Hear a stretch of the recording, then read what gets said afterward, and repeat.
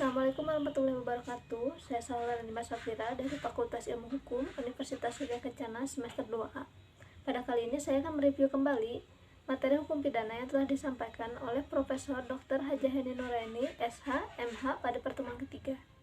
Istilah tindak pidana lebih banyak dipergunakan dibandingkan istilah perbuatan pidana, peristiwa pidana, atau pelanggaran pidana. Alasannya, 1.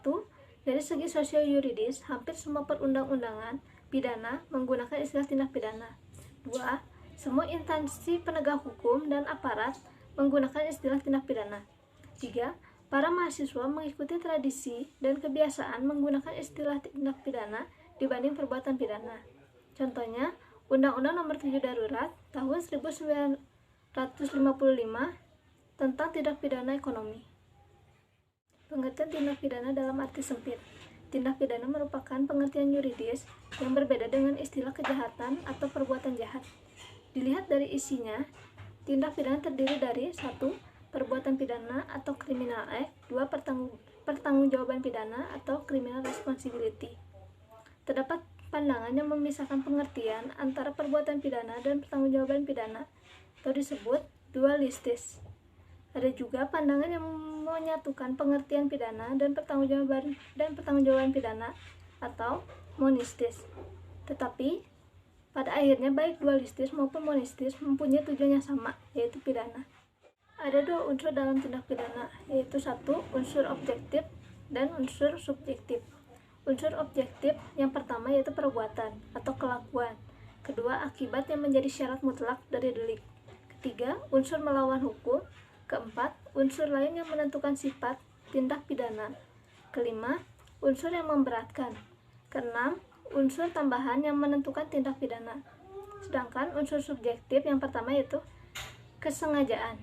Kedua, kealpaan. Ketiga, niat.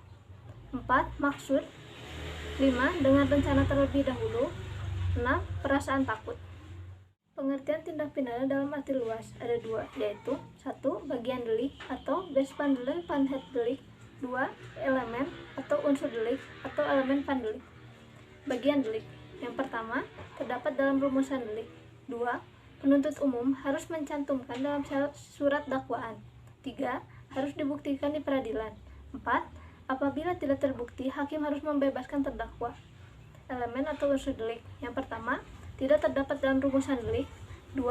Hal yang dapat dipertanggungjawabkan suatu tindakan atau suatu akibat terhadap pelakunya, terhadap akibat yang timbul dan hal dapat disalahkannya berdasarkan unsur kesengajaan atau kealpaan. 3. Harus dianggap dan diisyaratkan dalam setiap rumusan delik. 4.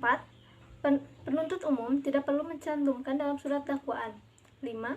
Apabila hakim merasa ragu, maka harus melepaskan tuduhan dalam segala tuntutan hukum. Teknik atau cara merumuskan tindak pidana. Yang pertama, hanya memberikan nama yuridis atau kualifikasi tanpa menyebutkan unsur-unsurnya. Misalnya, pasal 351 KUHP tentang penganiayaan. 2. Hanya menentukan unsur-unsurnya tanpa memberikan kualifikasinya atau nama yuridisnya. Misalnya, pasal 281 KUHP tentang kejahatan terhadap kesusilaan. 3. Memberikan kualifikasi dan unsur-unsurnya serta nama yuridisnya, misalnya pasal 362 KUHP tentang pencurian. Ada dua subjek tindak pidana. Yang 1. Hanya manusia, yaitu untuk tindak pidana umum. 2. Manusia dan korporasi, yaitu untuk tindak pidana umum dan khusus.